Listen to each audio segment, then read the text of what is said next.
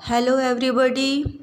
आज हम आपको क्लास 9 के history chapter first the French revolution के क्वेश्चन आंसर लिखाने जा रहे हैं। स्टूडेंट्स, इसके पहले के वीडियोस में मैंने आप लोगों को बुक्स में जितने क्वेश्चन हैं यानी 6 क्वेश्चंस बुक में है उसके आंसर मैंने आप लोगों को लिखा दिए थे।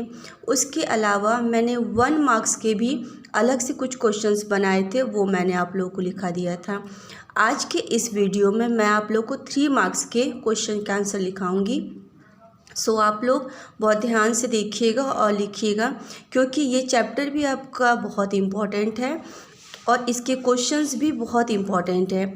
तो स्टूडेंट्स, हम 3 मार्क्स का पहला क्वेश्चन आप लोग को लिखाने जा रहे हैं।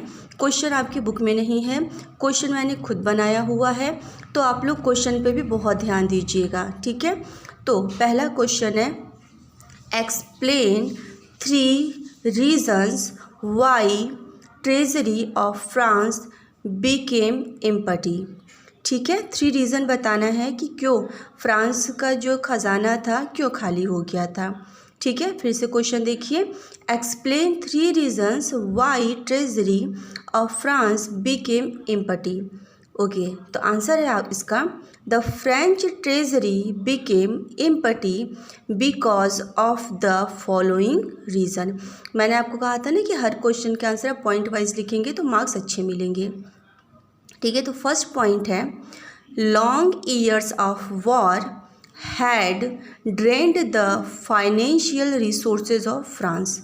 ठीक, फिर से रिपीट करते हैं, long years of war had drained the financial resources of France. Actually France जो है काफ़ी लंबे युद्ध समय तक युद्ध में इन्वॉल्व रहा, उसकी वजह से उसकी ट्रेजरी क्या हो गई, खाली हो गई। ठीक है, ये हो गया फर्स्ट पॉइंट। सेकेंड पॉइंट देखते हैं। Second point is the cost of maintaining an extravagant court at the Palace of Versailles was very high. The cost of maintaining an extravagant court at the Palace of Versailles was very high. Means जो राजा का महल था Versailles, उसके maintenance में भी बहुत खर्च हो गया था। Third and last point is, war with Britain put the government under tremendous डेब्ट। The lenders were charging high interest on the credit they gave to the government. देखिए, हुआ तो क्या था, कुछ लैंडर्स ने राजा को पैसे उधार दिए थे ब्रिटेन से युद्ध के समय और दूसरों चीज़ों के लिए कर्ज दिया था, उनके जो टैक्सेस हो गए थे वो बहुत हाई हो गए थे, तो इसकी वजह से भी जो है ये ब्रिटेन में फ्रांस में चीज़ें हुई। तो ये 3 पॉइंट आपके हो गए। ठीक है, अब सेकंड क्वेश्चन की बात करते हैं। तो सेकंड क्वेश्चन है, what were the privileges of the first and second states. फिर से क्वेश्चन रिपीट कर रहे हैं, what were the privileges of the first and second states. ठीक है, फर्स्ट और सेकेंड स्टेट्स को क्या प्रिविलेजेस दिए गए थे, मीन्स क्या विशेषाधिकार दिए गए थे। तो आंसर है, members of the first 2 states that is the clergy and the nobility enjoyed certain privileges by birth. Those were as follows. देखिए, जो मेंबर्स थे फर्स्ट और सेकेंड स्टेट्स के, उनको कहा गया था बाय बर्थ वो बहुत महान होते हैं, इसकी वजह से उनको कुछ विशेषाधिकार दिए गए थे। अब वो कौन से थे, पॉइंट वाइज नोट करिए। Point number 1, they were exempted from paying taxes to the state. ठीक है, they were exempted, EXEMPTED, exempted from paying taxes to the state. ठीक, second point, the nobles enjoyed feudal privileges. ठीक है, वो जो फ्यूडियल privileges थे, मतलब सामंतवाद का जो अधिकार था उसको एंजॉय कर रहे थे। In that they extracted feudal dues from the peasant. और वो पेजेंट से क्या लेते थे, सामंतवाद के जो खर्चे होते, पैसे होते, वो किससे लेते थे, पेजेंट से लेते थे। ठीक। Third and last point is peasants were obliged to the render services to the lord। ठीक है, peasants were obliged to render render services to the lords। ठीक है, ये सेकेंड क्वेश्चन का आंसर हो गया।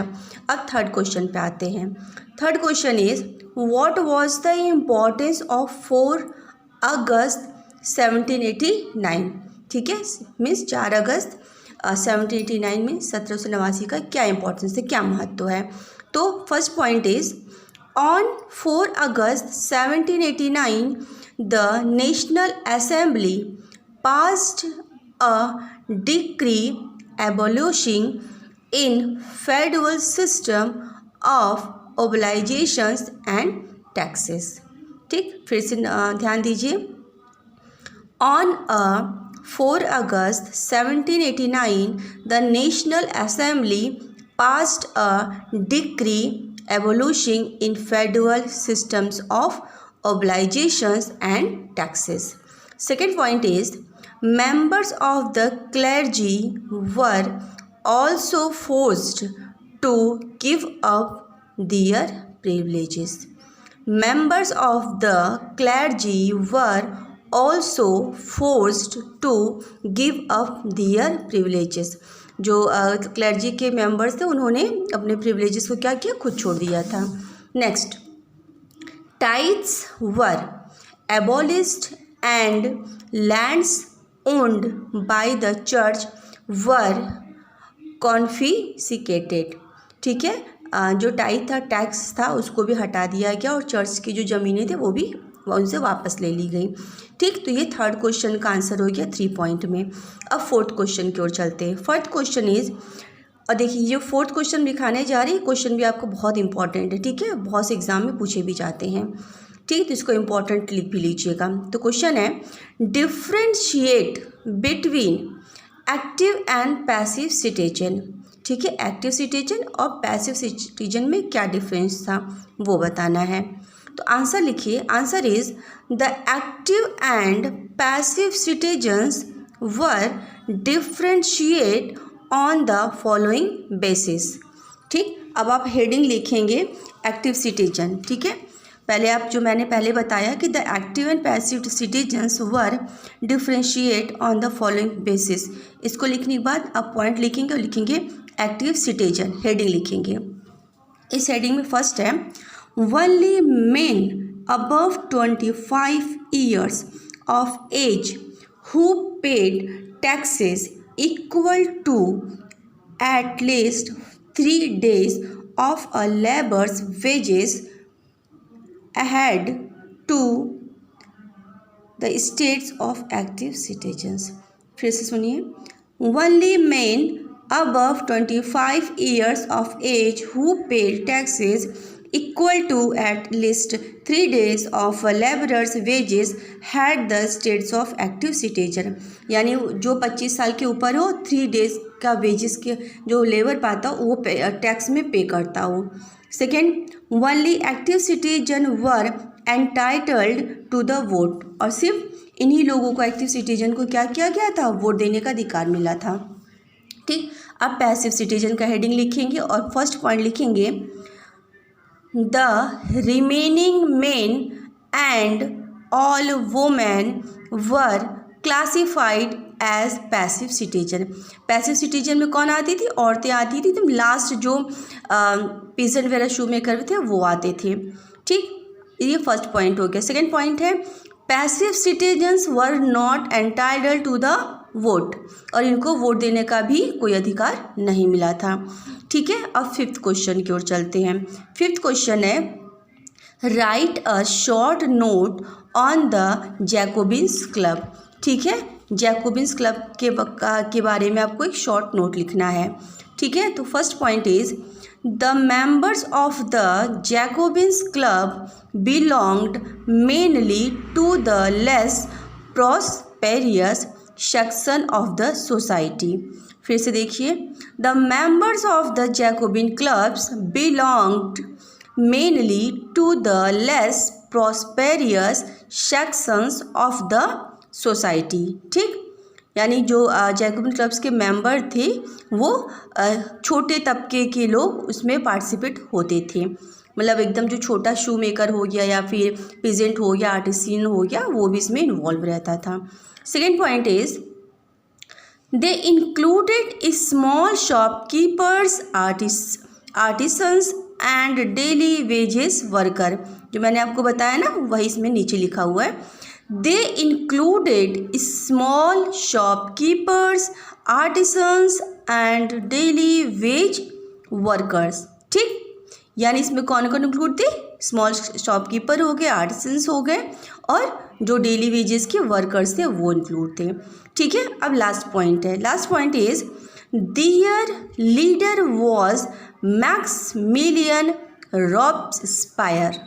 ठीक है, इनके लीडर कौन थे? लीडर का नाम क्या था?